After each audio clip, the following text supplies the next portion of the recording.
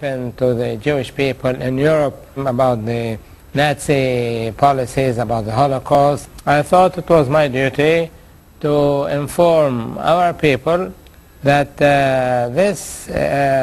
that we should not have borrowed that chapter, that leaf from the European history, because we had nothing to do with it. That was alien to our culture, alien to our history, heritage, and for us to come, accept it, adopt it as if it is our own is despicable, because it will portray the negative image that our dispute with Israel is driven basically by some certain degree of anti-Semitism.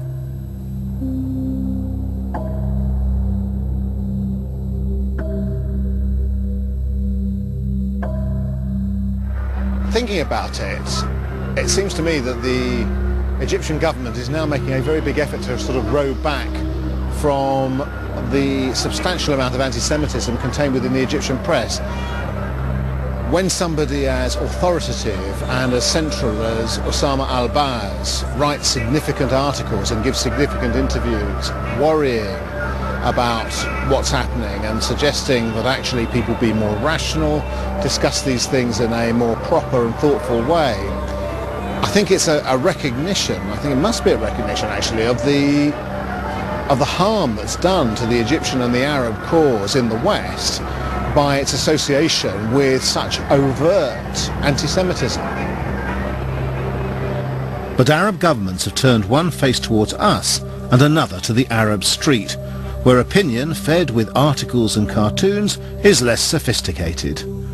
Much less sophisticated.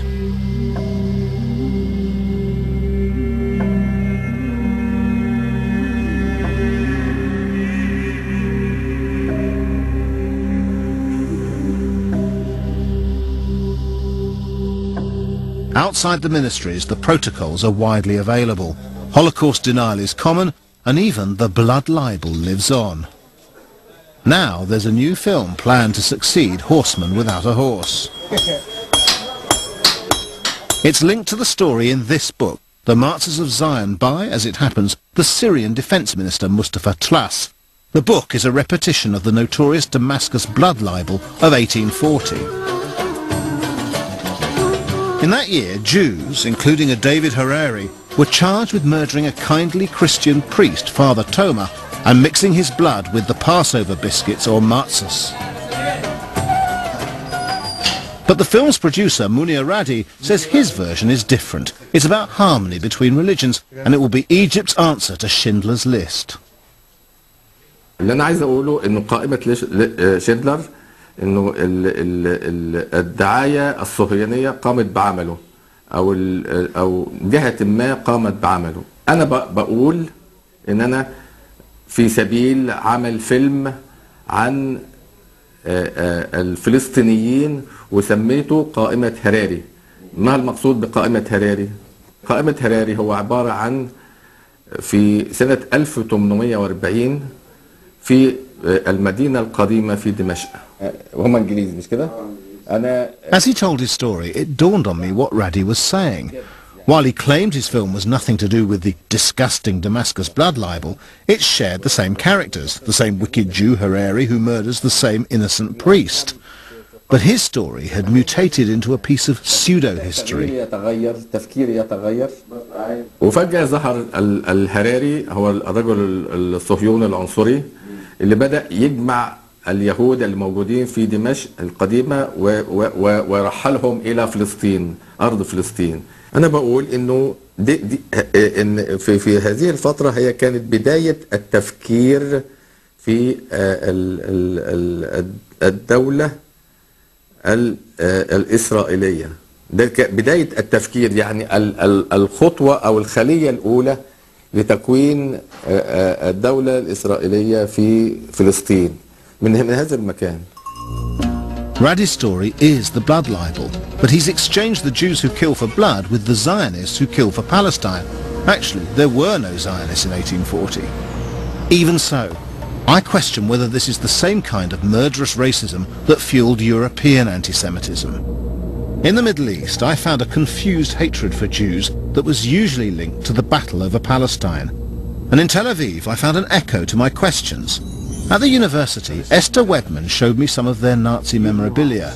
Some of the same anti-Semitic imagery is now evident in the Arab world. But does it mean the same? When I put this to Esther, I get a surprising answer.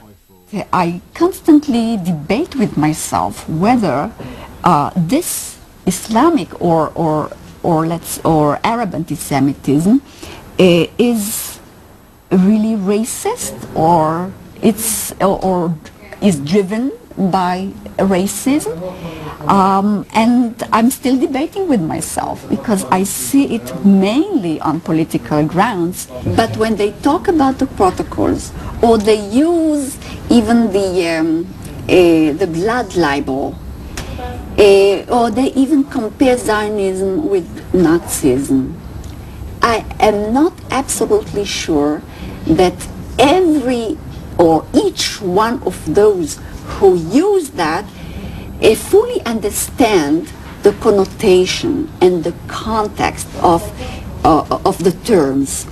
And that's why I have my own debate, and I'm trying all the time to assess whether it is anti-Semitic in the way anti-Semitism is known in the West, or it is a different kind of anti-Semitism. Esther's is an honest ambivalence, and it suggests both hope and fear. Hope in that the message of the Prophet is not inevitably anti-Semitic. When Islam offered a place to Jews in Arab lands, Christians were slaughtering or expelling them. Were the Palestinian issue to be resolved, then the present hatred might die away. Fear because it may already have gone too far, filling young minds with the idea that there can be no peace with those people. Anti-Semitism alienates young, secular Israelis and drives young Muslims to this: a suicide bomb in a beach cafe that leaves a French waitress and a Muslim boy from Hounslow dead. بسملة عندك كم سنة؟ 3 سنين. أنت مسلمة؟ These are the words of Basmala, aged 3.5. تعرفي اليهود؟ بتحبيهم؟ لا ما بتحبيهمش ليه؟ كده. عشان هم إيه؟ سأجعل من جسدي قنبلة أفجر بها أجساد الصهاينة من أبناء القردة والخنازير. And these are the words of Hamas suicide bomber Mahmoud Mamash, aged 21. Terrible words from a terrible old hatred.